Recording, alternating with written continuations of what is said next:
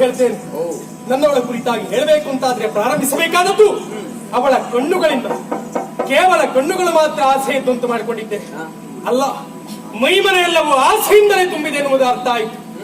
ಈ ಪ್ರಪಂಚದಲ್ಲಿ ವ್ಯಕ್ತಿಯೊಬ್ಬ ಮನಸ್ಸು ಮಾಡಿದ ಅಂತಾದ್ರೆ ಸಮುದ್ರದ ಅಲೆಯನ್ನ ಲೆಕ್ಕ ಹಾಕಬಹುದಂತೆ, ಮಣಲನ್ನ ಹಿಂಡಿ ಎಣ್ಣೆಯನ್ನ ತೆಗೆಯಬಹುದಂತೆ, ಕಗ್ಗಲನ್ನ ಒಡೆದು ನೀರನ್ನ ಚಿಮ್ಮಿಸಬಹುದಂತೆ, ನೀರಿನಲ್ಲಾದ್ರೂ ಮೀನಿನ ಹೆಜ್ಜೆ ಗುರುತನ್ನ ಗುರುತಿಸಬಹುದಂತೆ.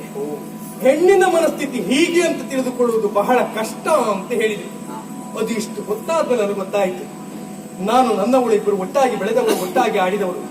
ಗುರುಕುಲವನ್ನ ಸೇರುವಂತಹ ಸಂದರ್ಭ, ಪ್ರತ್ಯೇಕ ಗುರುಕುಲವನ್ನ ಸೇರುವುದರೊಳಗಾಗಿ ಪರಸ್ಪರ ಮಾತನ್ನು ಕೊಟ್ಟದ್ದು. ನಿನ್ನನ್ನು ಬಿಟ್ಟು ನಾನಿಲ್ಲ, ನನ್ನನ್ನು ಬಿಟ್ಟು ನೀನಿಲ್ಲ ಅಂತ ಹೇಳಿದ್ರು. ಪ್ರೀತಿಗೋ ವಿಶ್ವಾಸಕ್ಕೋ ನನ್ನವಳು ಸಾಕಾರ ಮೂರ್ತಿ ಎನ್ನುವ ಹಾಗೆ ಭಾವಿಸಿಕೊಂಡೆ. ಗುರುಕುಲವನ್ನು ಪೂರೈಸಿ ನನ್ನವಳು ನನಗಾಗಿ ಕಾಯ್ತಾ ಇದ್ದಾಳೆ ಎನ್ನುವ ಹಾಗೆ ಕಾತುರತೆಯಿಂದ ಓಡೋಡಿ ಬಂದ್ರೆ, ನನ್ನವಳಿಲ್ಲ, ಅಲ್ಲಿ ಪ್ರೀತಿ ಇಲ್ಲ, ಅಲ್ಲಿ ವಿಶ್ವಾಸ ಇಲ್ಲ, ಎಲ್ಲವನ್ನ ಮಟ್ಟುಗೊಳಿಸಿ ಕೇವಲ ದೇಶ, ಕೋಶ, ಸಾಮ್ರಾಜ್ಯ ಆಗಬೇಕೆನ್ನುವಂತ ಹಠದಿಂದಲಾಗಿ ಭೂವರೇಖೆಯನ್ನ ಬಂದುವರಿಸಿತ್ತು. ಅಷ್ಟು ಒಳ್ಳೆ ಕಾರ್ಯ ಮಾಡಿದ ನನ್ನ ಮಾಜಿ ಪ್ರೇಯಸಿಯ ಹೆಸರು ಗಂಗೆ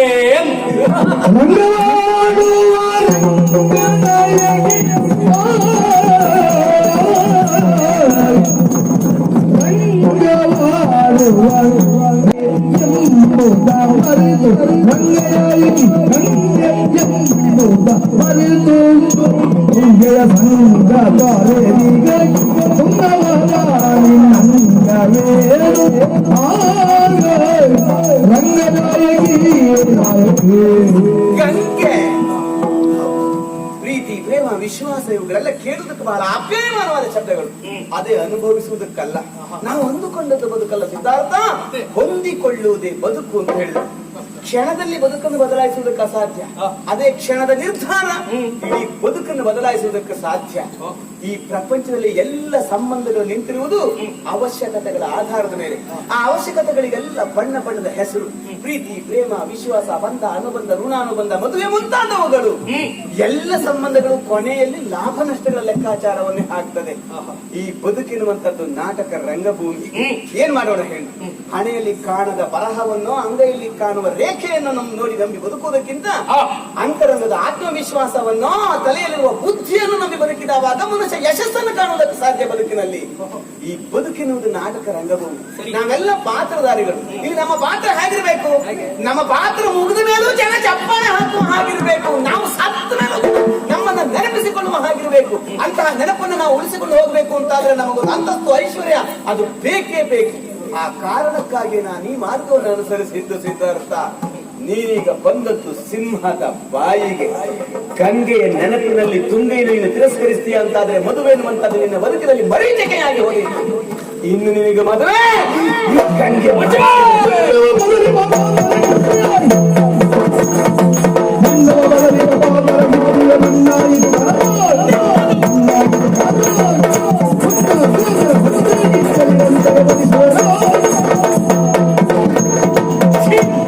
ಬಣ್ಣವ ಬದಲಿಸುವ ಪಾತ್ರಗಿತ್ತಿ ಸಂತಾನದವಳೆ. ಏನ್ ನನಗೆ ನೀನು ಉಪದೇಶ ಮಾಡುವುದು? ನಿನ್ನನ್ನು ಪ್ರೀತಿಸಿದ್ದೇನೆ ಅಂತ ಒಂದೇ ಒಂದು ಕಾರಣಕ್ಕಾಗಿ ಜೀವನ ಪರ್ಯಂತರವಾಗಿ ನಿನ್ನ ಮನಸ್ಸಿನಲ್ಲಿ ಇರಿಸಿಕೊಂಡು ಬದ್ಧ ಪ್ರೇಮಿ ನಾನಾಗ್ತೇನೆ ಅಂತ ಭಾವಿಸಿದ್ದೇನೆ. ಸ್ವಾರ್ಥಕ್ಕಾಗಿ ಮುನ್ನಡೆದೆ, ಪ್ರೀತಿಗೋ ವಿಶ್ವಾಸಕ್ಕೋ ಬೆಲೆ ಕೊಡದೆ ದ್ರೋಹವನ್ನ ಎಸಗಿಬಿಟ್ಟೆ. ಇದು ಶಾಶ್ವತವಾದಂತ ಸುಖ ಅಲ್ಲ ಗಂಗೆ. ಇಂದಲ್ಲ ನಾಳೆ ಮಾಡಿರುವಂತ ತಪ್ಪಿಗೆ ಪರಿತಪಿಸಬೇಕಾದಂತ ಕಾಲ ಬಂದೇ ಬರ್ತದೆ. ಆ ಸಂದರ್ಭಕ್ಕೂ ಸಿದ್ಧಾರ್ಥ ಇಲ್ಲಿಯೇ ಇರ್ತಾನೆ. ಏನ್ ಹೇಳಿದೆ ನೀನು ಒಪ್ಪಿದ್ರೆ ನನಗೆ ಮದುವೆಯ? ಏಯ್, ನಿನ್ನದ್ದೆಂತದ್ದೇ ರೂಪ, ನಿನ್ನದ್ದೆಂತದ್ದೇ ಬಿನುಗು ಬಿನ್ನಾಣ, ನಿನ್ನದ್ದೆಂತದ್ದೇ ವಯ್ಯಾರ. ಇನ್ನು 5 ದಿವಸದಲ್ಲಿ ನಿನಗಿಂತ 100 ಮಡಿಯ ಚೆಲುವೆಯನ್ನ ತಂದು ಮದುವೆ ಆಗಲಿಲ್ಲ, ನಾನು ಸಿದ್ಧಾರ್ಥನಲ್ಲ. ನೆನಪಿಟ್ಕೋ, ಕುರಿಗಳ 1000 ಸಿಂಹ ಒಂದೇ ಸಿದ್ಧಾರ್ಥ. ನೀನ್ ಯಾರನ್ನೇ ತಂದ್ರೆ ಅವ್ರು ಯಾರು ಗಂಗೆ ಆಗೋದು ಸಾಧ್ಯವೇ ಇಲ್ಲ. ಗಂಗೆ ಒಬ್ಳೆ ಮನಸ್ಸು ಮಾಡಿದ್ರೆ ಕೊಂದೇನು, ನೆತ್ತರು ಅರಿಸೇನು ಗಂಗೆ ಸಿದ್ಧಾರ್ಥ.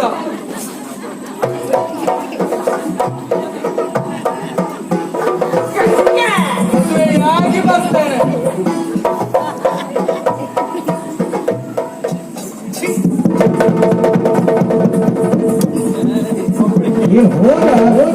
ಹೆಣ್ಣು ಎಂಬ ಕಾರಣಕ್ಕಾಗಿ ಬಿಟ್ಟೆ, ಇಲ್ಲ ಅಂತಂದ್ರೆ ಒಳಗೆ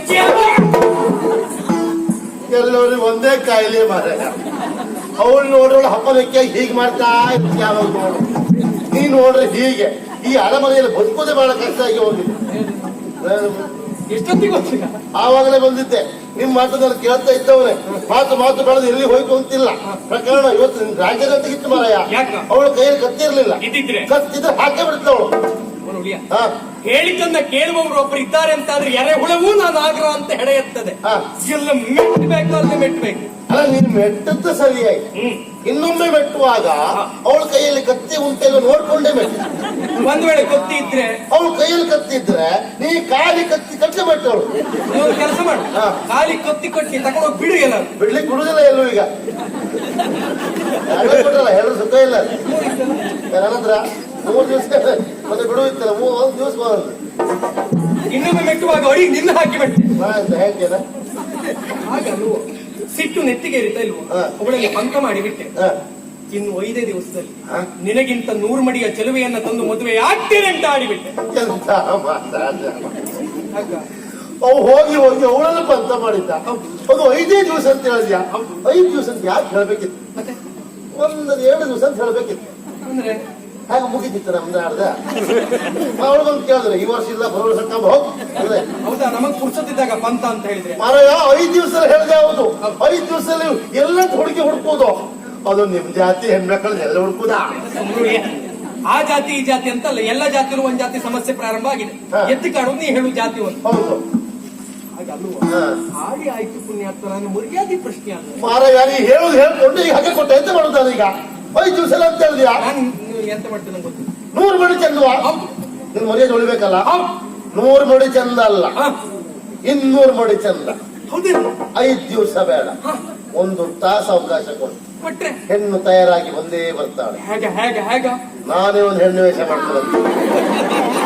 ನನ್ನ ಹೆಣ್ಣು ವೇಷ ಮುಂದೆ ಯಾವ ಹೆಣ್ಣು ವೇಷ ನೋಡೇ ಬಿಡುವ. ಒಂದ್ಸತಿ ನಿಂತಿಲ್ಲ, ಜೀವನ ಕೂಡ ನಮ್ ಕೊಡ್ಲ. ಹಾಗಲ್ಲ, ಎಲ್ಲ ಮೊದ್ಲು ಕ್ಷೇತ್ರದಲ್ಲಿ ಪೀಠಿಗೆ ಸ್ತ್ರೀ ವೇಷ ಮಾಡ್ತಿದ್ದ ನೆನಪರ ಅದಕ್ಕೆ. 2 ವರ್ಷ ಮಾಡಿದ್ದು ರಂಗಯ್ಯ ಓಡಿ ಬಾ ಮತ್ತೆ ಮಗಳು ಬಾಯ್ತು ಎಲ್ಲ ಬಾಯಿ ತಪ್ಪಿ ಹೆಣ್ಣು ವೇಷ ವರಿಸ್ತೇನೆ ಅಂತ ಹೇಳಿಲ್ಲ, ಹೆಣ್ಣನ್ನೇ ವರಿಸ್ತೇನೆ ಅಂತ ಹೇಳಿ. ಹೌದಾ? ಎಂತ ಮಾಡೋದು? ನನಗೆ ವಿಶ್ವಾಸ ಇರುವುದು ನಿನ್ನ ಮೇಲೆ ಬಿಟ್ಟರೆ ಮತ್ತೆ ಯಾರ ಮೇಲೆ? ಅಯ್ಯೋ, ನೀರ್ಬೇಕನ ಶಾಖೆಲ್ಲ ಹಾಗೆ ಮಾತು ಕಳಿ ಮುಖ್ಯವಾಯ್ತು. ವಿಶ್ವಾಸ ಸತ್ಯಕ್ಕೂ ಹೇಳ್ತೇನೆ, ಇದು ಇಲ್ಲಿ ಅಂತಲ್ಲ, ಎಲ್ಲಿದ್ ಬೇಕಿದ್ರು ಹೇಳ್ತೇನೆ. ನನಗೆ ವಿಶ್ವಾಸ. ವಿಶ್ವಾಸೋ ಫಲದಾಯಕ, ಅವಿಶ್ವಾಸೋ ಫಲಪಟ್ಟ.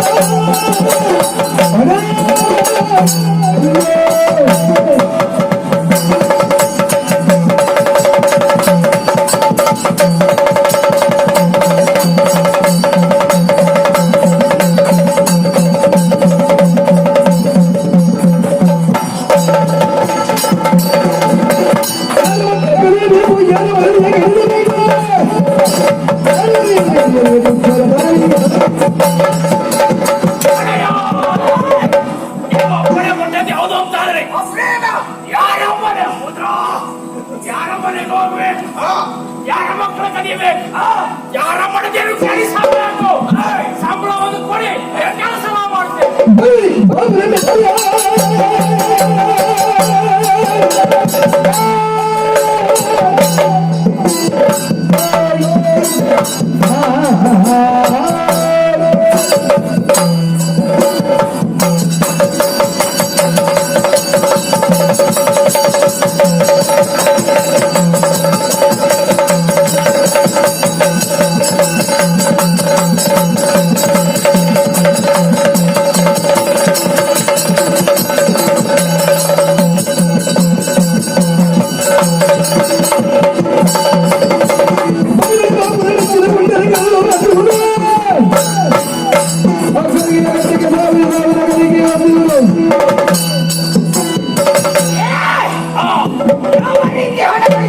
ಯಾವ ರೀತಿ ಮಾಡಿದ್ದೇವೆ ಆ ಊರಿನಲ್ಲಿ ಹಿಡಿಯುವುದು ಹಣವನ್ನ ಪಡೆಯುವುದು ಮತ್ತೆ ಊರಿಗೆ ಬಿಡುವುದು ಮತ್ತೆ ಊರಿನಲ್ಲಿ ಕರೆ ಇಲ್ಲ ಹಿಡಿದು ಇಲ್ಲ ಹಣ ಪಡೆದು ಆ ಊರಿಗೆ ಬಿಡ್ತೇವೆ ಇದುವೇ ಕೆಲಸ ಆದರೆ ನೀವು ಮಾಡಿ ಪ್ರಯತ್ನ ಹಣ ಬೇಕು ಅಂತಾದ್ರೆ ಏಕೆ ಬೇಕು ಮಾಡಬೇಕಾದ ಅರಮನೆ